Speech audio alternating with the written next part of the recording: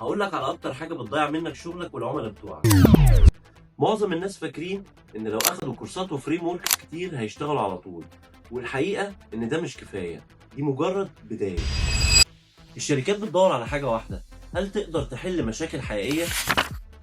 مهاراتك النظريه مهمه طبعا، بس لو ما قدرتش تطبقها على مشروع عملي حقيقي، يعني لو ما عرفتش تتعامل مع بج، مع ايرور، مع ديبلويمنت، يبقى كل الكورسات اللي انت بتاخدها والمجهود ده كله ضايع. السيرتيفيكت مش دايما بتفرق، المشاريع العمليه من اول يوم وانك تكون رافعها على جيت هاب وعامل بورتفوليو يوري شغلك، هو ده اللي بيفتح لك الباب. وده المنهج اللي احنا بنمشي فيه في ايلرن كود اكاديمي. في اي كورس بنبدا معاك بمشاريع حقيقيه من اول يوم، اكتر من مشروع عملي بتنفذه في اي كورس انت بتاخده، سواء هتاخد معانا كورسات في الويب او كورسات موبايل ابلكيشن او في الاي اي والداتا ساينس.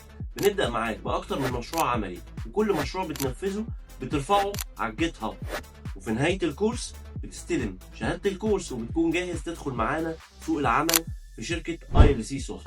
بتدخل تدريب عملي لمده 3 شهور مع شركه اي ال سي سوفت، وطبعا التدريب ده بتعمل فيه اكتر من مشروع لعملاء حقيقيين، وطبعا ده بيكون رصيد كويس في البورتفوليو بتاعك. وفي نهايه التدريب انت بتستلم شهاده خبره من شركه اي ال سي سوفت، ده بلس ان انت واخد شهاده الكورس التخصصي اللي انت واخده مع ايلرن كود اكاديمي. هتبدا حياتك المهنيه.